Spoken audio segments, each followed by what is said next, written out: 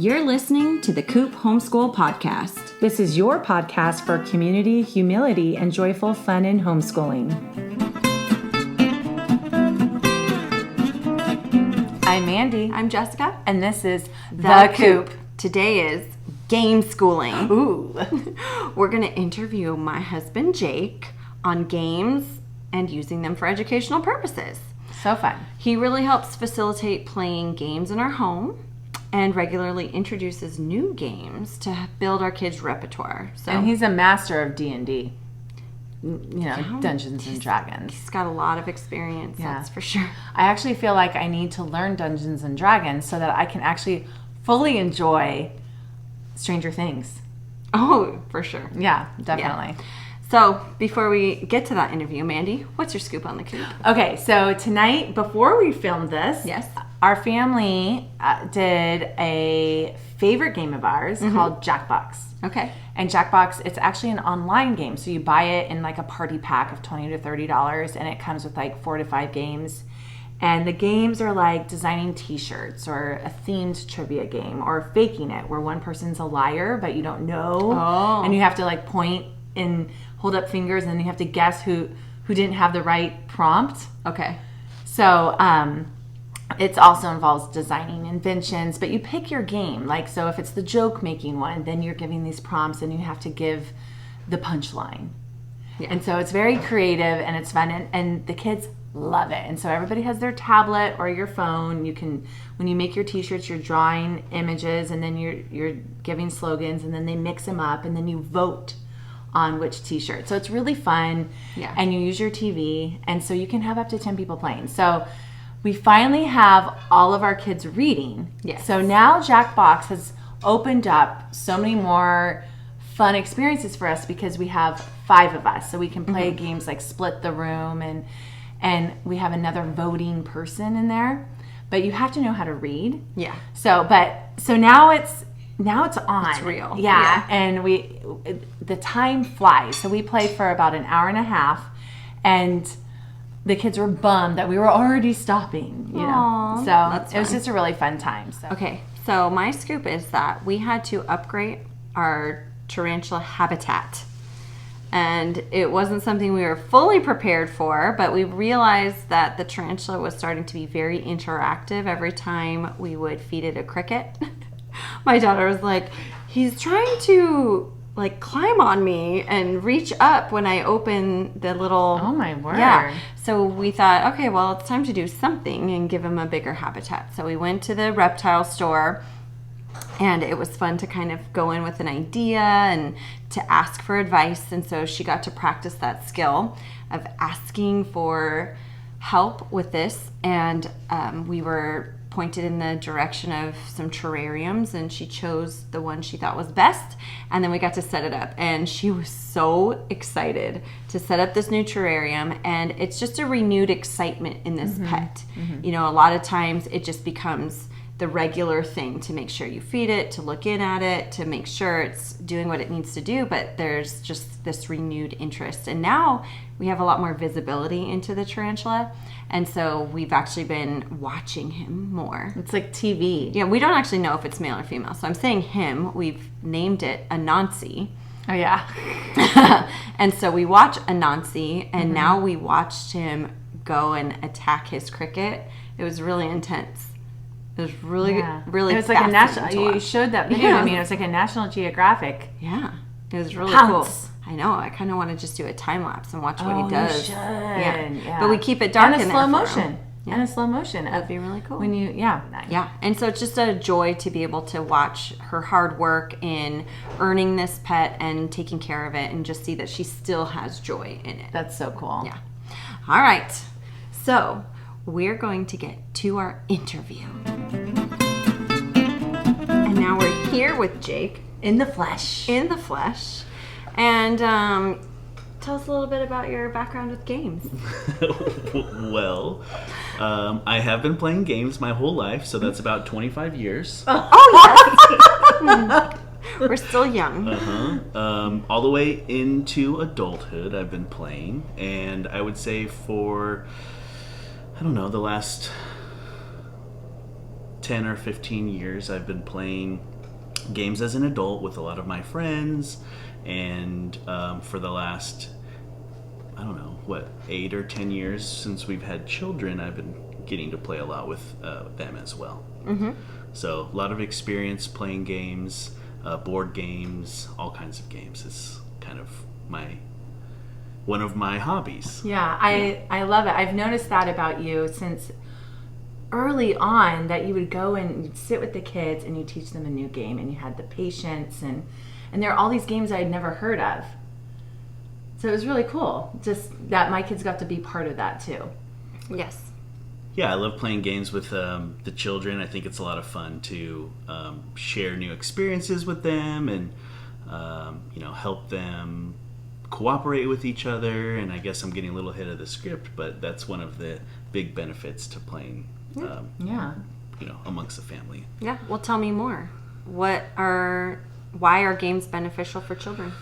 Well, like we were just saying, a lot of lifelong skills can be learned playing games. I think some very important skills like critical thinking come from playing games.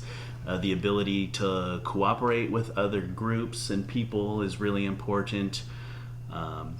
Learning to win and lose graciously is something I think is very important that you learn when you play games as well. Mm-hmm. So a tremendous amount of value in lifelong skills playing games with your children and with others. Done.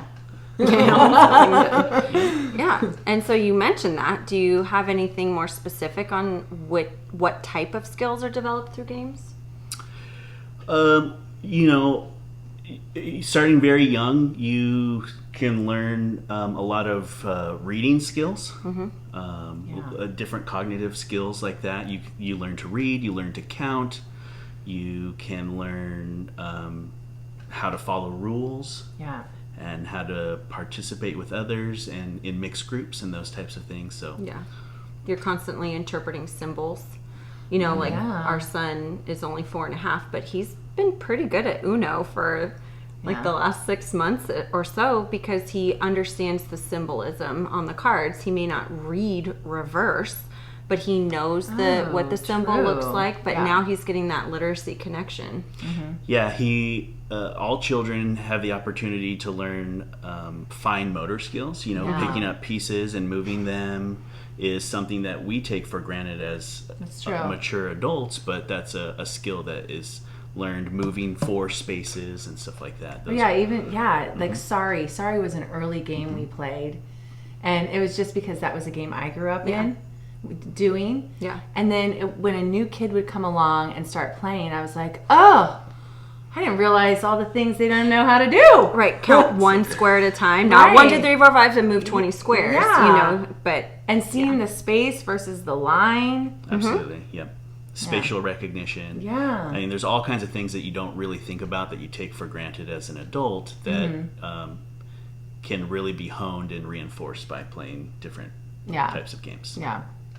And there are a lot of other different types of games, not just the classic Monopoly style board games, but there's games that are meant to learn to control your body, like Twister. Everybody knows Twister, right? That helps you control your body. There's different dexterity games where, maybe there's something where you have to throw an object a certain distance or hit a target or those types of things. So not just cognitive skills, but also physical skills as well. Totally. And then you can expand that into, games that are just physical games, Red Rover. Learning all of those kinds of playground games, I guess I would call them. Yeah, playground games, and that's definitely like a subgenre of what we're talking about here. Okay, so for those of us who use very broad categories for games, what types of games are there? And I don't know what some of them mean. Well, there's obviously there's trivia games and there's logic games. There's legacy games, which are games that kind of progress over multiple sessions. So is that like a D&D, Dungeons and Dragons would I mean, it would be different, but a similar idea where, it progresses each time you play. So another classic game is Risk. Oh, okay. And there's an iteration of that called Risk Legacy. So every time you play a game, it affects the board, right? Mm-hmm. And so things change. And there's permanent changes to the game each time you play. So it's kind of like building off of every session. And so that would be considered like a legacy game.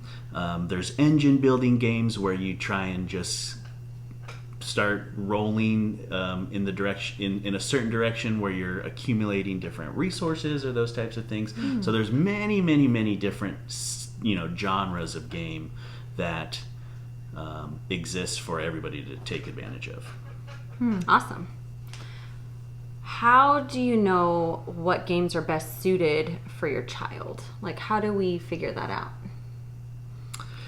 I think this comes with knowing your child a lot, knowing what their interests are and what they might excel at, or maybe some shortcomings that you want to help them overcome in some ways.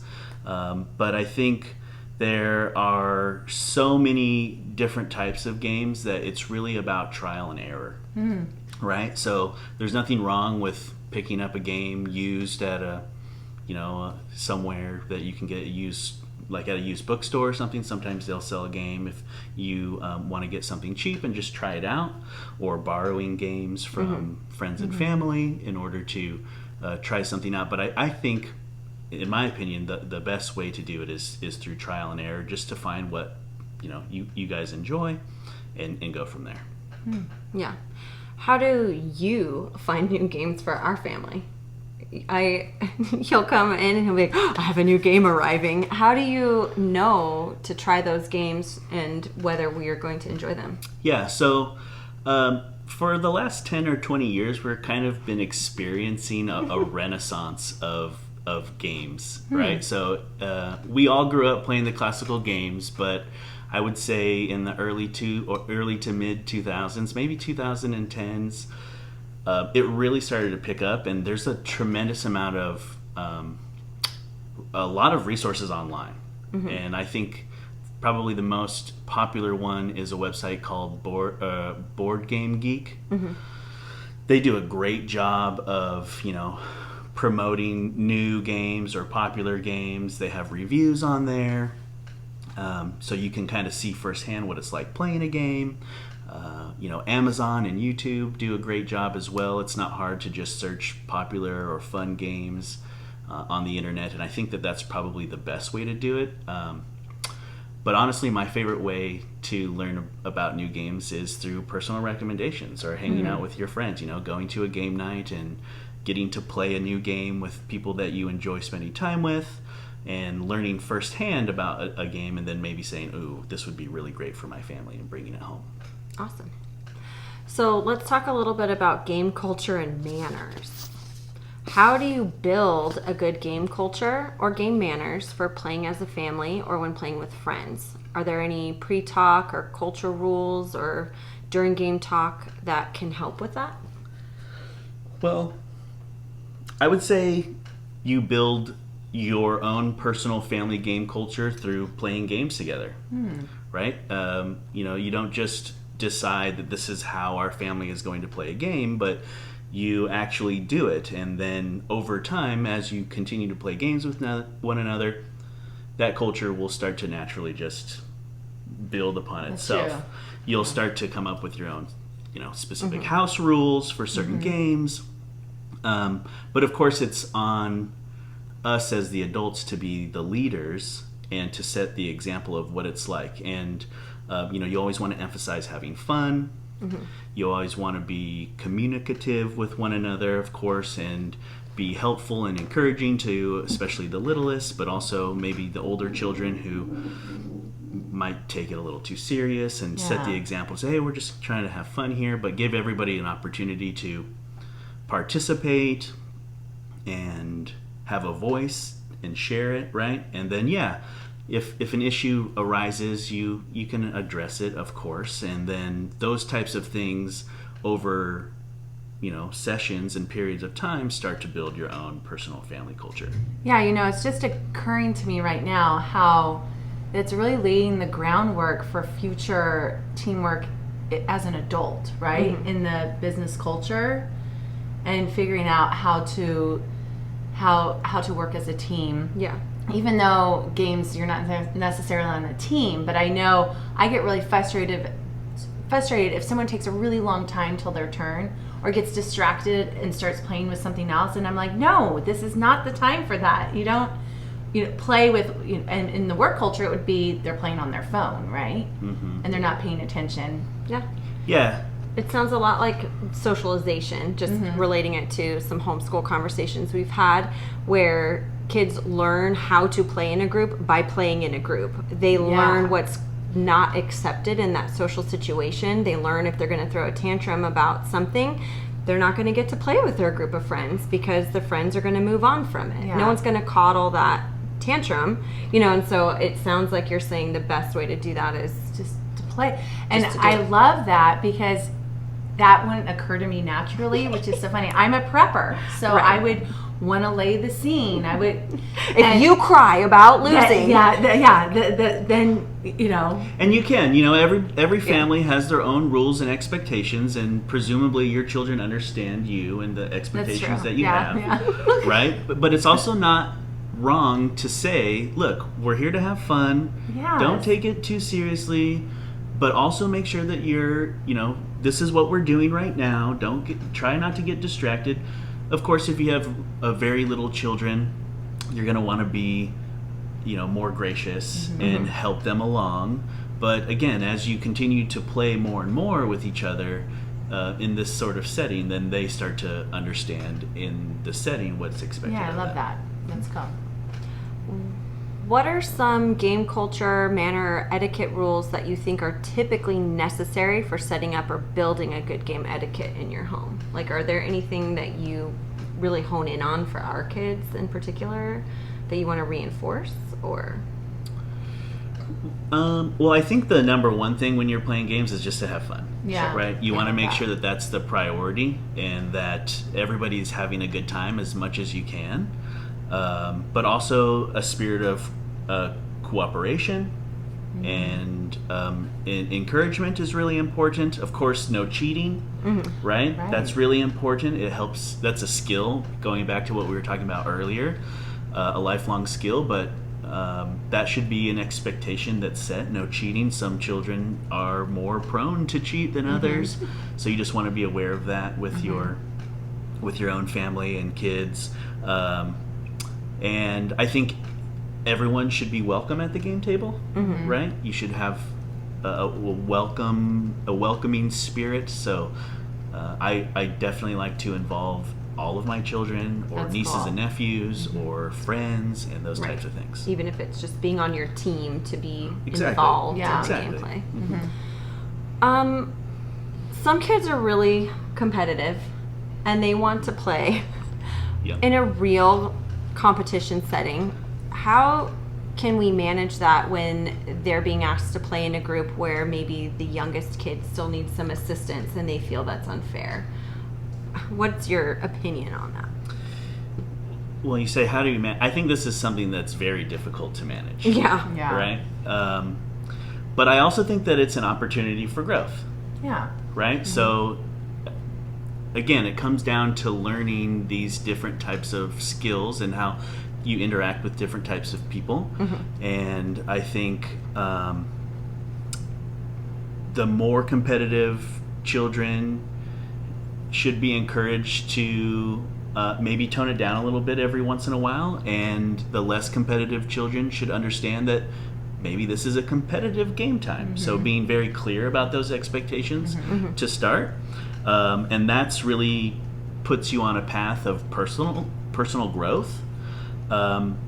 With that said, I think it's important to give reassurances that there's a time and a place for more competitive gaming or less competitive gaming. So setting those expectations early, or saying, hey, we're going to do a game night and we're going to be playing this specific game, which mm-hmm. is naturally more competitive. Yeah. there's a lot of different games that are more cooperative and less competitive. There's some games that are more competitive, and having the option to sit out if you feel like that's not a good game for you as a less competitive or as a more competitive player. Having that option expressed to you, I think, is okay. But it can definitely be difficult to manage. Yeah. And I think that's just kind of a learning curve, right? Yeah. And having options, I think, is really key there, so that if you are a more competitive child or adult, really, knowing about the game ahead of time and saying, maybe this isn't for me tonight, Right. is okay. I think that's totally okay. Yeah. And vice versa. Yeah. Yeah, I learned over the years what kinds of games I get too competitive in, and I choose not to play because it's not fun for me. Exactly. Yeah. It's not fun for me to not make it fun for everybody. Right. So I know what I struggle with personally.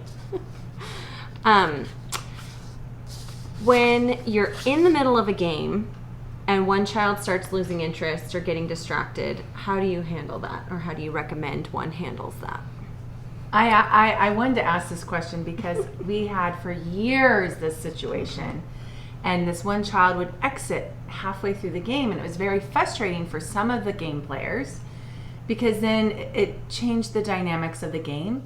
And then sometimes it was a welcomed thing because this person Can move on. Finally, now we can actually play, But yeah, it was just hard to know. Do we let them quit? And It's hard to know. yeah. It's hard to know. There's no one right answer. Yeah. Well, I think a big factor there is the age of the child, right? Younger children are probably going to be more prone to starting a game and not finishing it, which can be frustrating for the older children. Yeah. But I think that it can be unfair to have certain expectations for younger children because many times they're not even aware that they have a short attention span, or what is a short attention span. True. They don't know those types of factors, right? So they want. It's really exciting to play games with your family, Yeah. and they want to play, and they don't realize that this game is an hour long. They don't know that, Yeah. and you can't expect a 3-year-old to sit and participate in a 8 to 10 plus year old game for over an hour. That's just not fair expectations for them. Right. Regardless, I tend to invite my youngest to play anyways. And again, this is something where I try to lead by example, where if he does end up wanting to just call it quits midway through, that's just the way that it goes, right? Like, this is the first time he's played, so be it. Remember, older children, we're just having fun. Yeah. Does it ruin this particular game? Yes. But then what it does is it sets the expectation for next time. So when that same game comes up, you don't feel bad saying, hey, remember, you tried to play this game with us before and it seemed a little bit too long for you. So if you want to play this time, we're going to expect you to play the whole time. And then it gives them the option to opt out with that firsthand knowledge and understanding of the game. Yeah.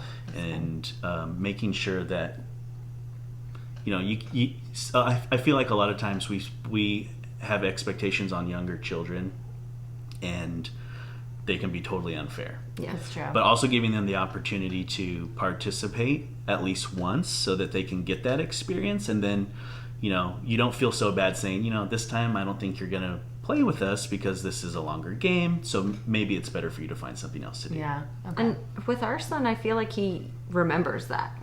And sometimes he'll sit there and go, but I want to do it this time. And sometimes he'll say, I'll just be on Dad's team. And he'll flit in and flit out, and it doesn't affect the gameplay. Yeah, and the first time you play a game, it can be difficult because you don't have any idea how long it's going to take. It's like when you go on a trip, right? When you're driving there, it seems like it takes a lot longer than when you're coming back. And it's because you've already done that trip, so you have those expectations. You know when the end is going to be, and so it can be easier for a younger child to participate the second or third time because they have that firsthand knowledge and expectation. Yeah, that's true. Makes sense. We're going to go into some recommendations. What are some of your favorite games that you've introduced to your kids? Well, my my favorite game is Dungeons and Dragons. I think it's a lot of fun. It's for creatives and socialites is really what it's for. Socialites. Yeah. So I have shared my love and passion for that particular game with both of my children. Just this past weekend, I invited August to kind of do a version of Dungeons and Dragons, and he had a lot of fun because it's really just about using your imagination and having fun. And of course, it helps to have somebody who's very knowledgeable about that type of game and setting to lead somebody who's not as experienced with something like that. But some of my other favorite games are here. We recently started playing Wingspan, which I have a lot of fun with. I got Azul because I thought that would be a game that Jesse would appreciate more so than maybe some of the other ones, and I've really enjoyed playing that. It is fun. Once I got the hang of it. I'm a person who likes to know everything about a game before I can actually enjoy it, so I had so many questions, and we had to just play it to figure it out. Yep. Seven Wonders is one of my ultimate all-time favorite games. That's a lot of fun. I tend to lean more towards strategy type games. I don't. It's not my favorite. Yeah. The play is long. Very stressful. The play is long, and I can't keep up with. I don't understand. Yeah, Seven Wonders and I don't feel Catan and those comfortable. types of games I've introduced, but also games like Scattergories. Oh, yeah. Right? Yeah. And not one of my favorite games, but Boggle is a game that we've introduced, Our daughter which is a lot of loves fun. Yeah. There's so many different types of games. Your children come over and play Alpha with us, they love with Sophia, so that's a game that I got. And a lot of times it's about the theme of the game too, right? Like Alpha is about wolves and wildlife and those types of things, which many children just really, really like. Seven Wonders is about ancient history, which is a lot of fun. I should and use that for my ancient educational. history. Oh, absolutely. Oh, yeah, absolutely. Isn't it a little bit fantasy based though, or is it? No, it's accurate. I don't know. I See, that's mean, what I mean. I don't understand it, which is why I have a hard see time a with it. pyramid. I mean, yes, it's yeah. I mean, maybe the pyramids were built by aliens. That's a different conversation, guys. Go Nuts for Donuts is another really fun game that we've introduced to our children. we That's did a lot Is that the of one we fun. did on the donut road trip? Yeah, and the Okay. kid, my son loves it. He'll just get it out, and he's really good at it.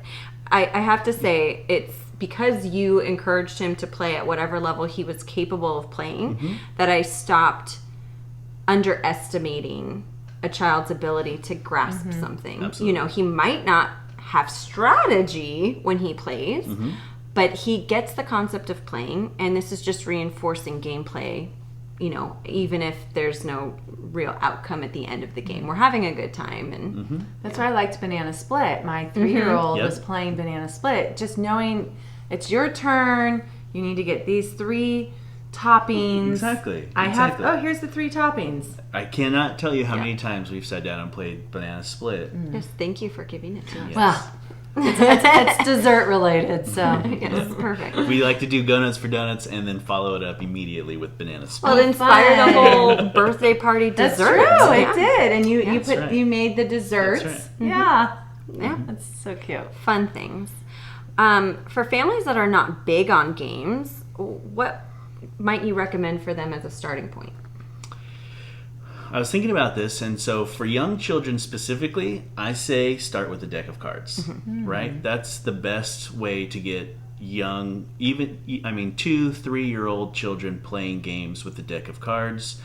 You play War, which, obviously isn't the most stimulating game, but it's the perfect way to learn a classic deck. You learn the suits, you learn, the numbers, which it reinforces counting. Greater than, less than. You learn letters, JK, Queen, Ace, all those types of things, and it's a great stepping stone into Go Fish or Crazy Eights or King's Corner or Rummy or Gin. There's so many card Solitaire. games that everybody knows. Yeah. Solitaire. So Teaching you our can daughter say, solitaire Go play was solitaire great. by yourself. Oh, fun. Right? That's a great idea. Deck of cards is Aces. definitely where you want to start, in my opinion, because it sets a foundation for everything that you're gonna. And it's $1.99. And it's $1.99. Yeah. Exactly. And you can buy different types of decks of cards that are fun and engaging and interesting and those types of things. Maybe for older children, all of the things that we've been talking about up to this point. Of course, some of my favorite games and the games that you guys have shared are, of course, great for older children. Scrabble, Clue, we talked about Boggle. These are great classic games, categories, word games.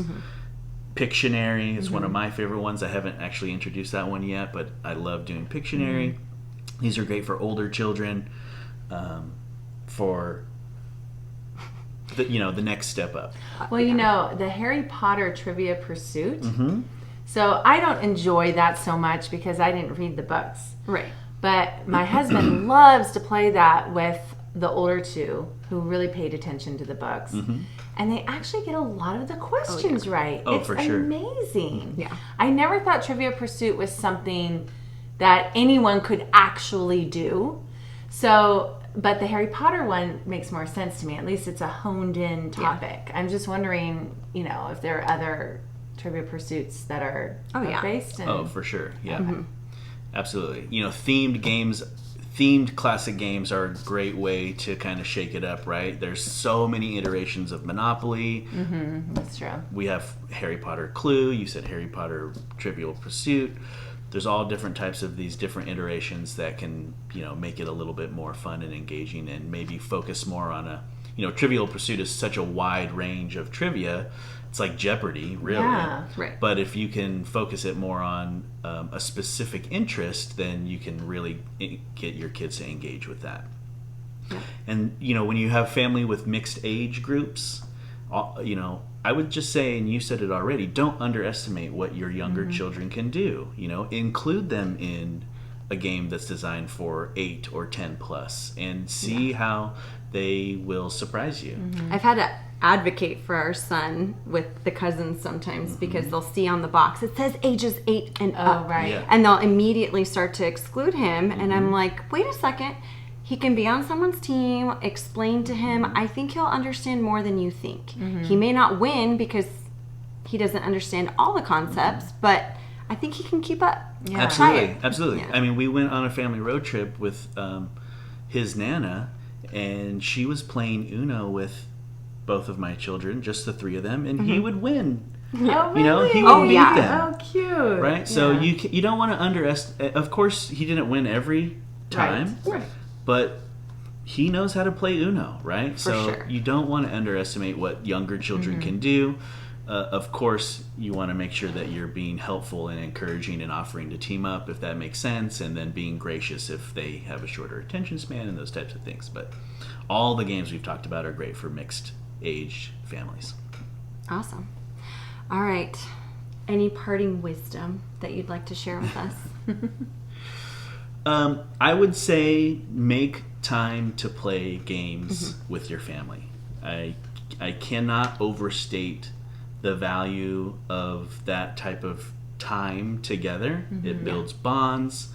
It builds and hones all of the skills that we've talked about here. Yeah. Games promote so many great qualities in a person, and they can carry that with them throughout their entire lives. And the fun and cooperation and competitiveness is so much fun. I can't overstate how important it is. And it's such a great way to spend the evening together, not on screens or any of the other distractions that we're having to face, every single day. So I just would say make time to do it. Find games that you're interested in. There's so many different genres of games. There's so many different themed games. If you're interested in nature, there's tremendous amount of nature games. If you like strategy, there's something for everybody. Yeah. There's something for all ages. And if you're willing to have, set that special time aside, then I think the fruits of that time will benefit your family. I love that. And what that makes me think of is how my parents, so the grandparents of my kids, that is how they connect with my kids as a group. So we all play Mexican dominoes. And we've been doing that since I was in high school with my cousins and things like that. And so my oldest being 12, he's been doing in on the gameplay maybe as a teammate when he was 3 exactly. or 4, and then they become autonomous when they're about 5 or 6. And that is how they can connect all together with my mom and my dad, who have different interests, different things they like to do. But it's really the one time we're actually all gathered other than a meal together. Otherwise, Papa's taking them off to go on a hike or go recycle cans, and my mom's getting them shoes at Nordstrom's, you know. Right. But this is the one time, and I love that, the gathering around the table. Absolutely. Yeah, it can span generations, like you said. Our parents, their grandchildren, us, you know, extended family. It's just a great way to build those types of bonds and to spend time together. Yeah, I love it. Yes, thank you. Thank you for having me. Well, that was a fun interview. He's so fun. I think he shared a lot of our favorite games, and just really shared a lot about what it actually is like in our house playing games. You know, I didn't know what his answers were going to be actually before we did the interview. And so rather than just naming off things or wrote answers or whatever, he really just kind of shared sort of our philosophy in it. And so that was really cool, because I didn't realize some of that was just kind of a natural, or that he had thought through that, and that's why our family does it this way. Yeah, that's cool. It was kind of neat, and it was just fun to see, and it's been a fun journey to introduce our kids, starting with cooperative games when they're little, and just watch them keep growing into the new games. So I'm really thankful he's kept introducing new games and has been very aware of when they're ready for something new, because I wouldn't have necessarily done that on my own. Right. So I'm thankful for that, and then just the ability to be able to encourage trying new games, especially those that are sort of outside of our comfort zones. Well, it can be really intimidating, actually, to try new games, because I've tried some games that are more involved, and I was like, oh,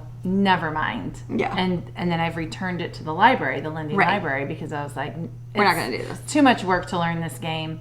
And so it does help when you have somebody there that can walk you through it and show you the value of it. Say, no, this is really fun. It's worth learning. Right. Because like he was saying, it's sometimes the hardest part is the first time you play, is learning the play. And so, like you said, if you can just stick with it and get through that, then you might actually have this new game. Yeah, totally. Yeah. So go get some games. Yeah. And it's amazing all the learning that they can do. I mean, just we reiterated it, and Jake reiterated that. But it is amazing, even just taking turns. Totally, just waiting for your turn. Yeah. And figuring out that things go in this order. You always follow this person. Right. Like, that's the rule of the play.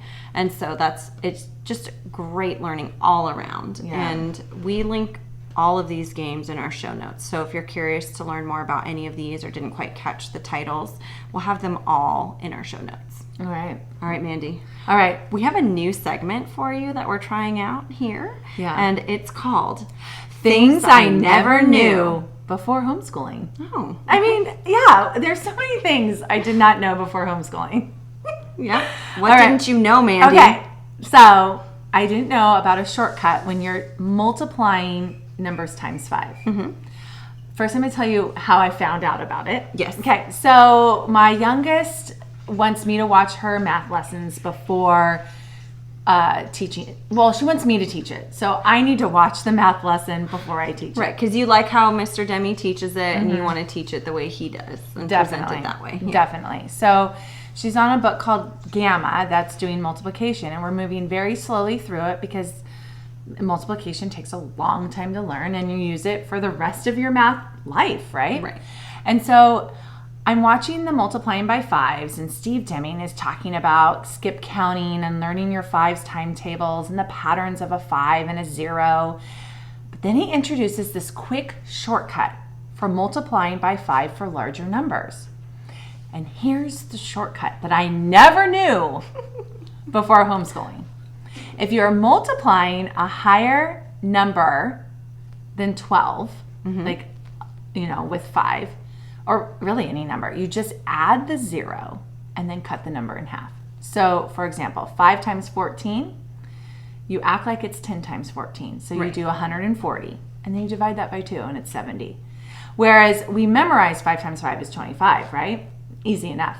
Yeah. But when you get to 5 times 14, now you're like, okay, well, 5 times 12 is 60 plus 2 more 5s. That's, you know, so you're still doing like some math Olympics, you know, in your head. But like 5 times 18, that would be 180 divided by 2. It's 90. 5 times 27, 270, right? You make it times 10. And you can split that in half. Okay, you know, that's 135. So it's just a little shortcut, one way to be fast about timesing something by 5. I love it. Thanks for listening. We love your support. Be sure to subscribe to our podcast, leave a rating and review to let us know how we're doing, and share our podcast with your friends who need a little community, humility, and joyful fun in homeschooling.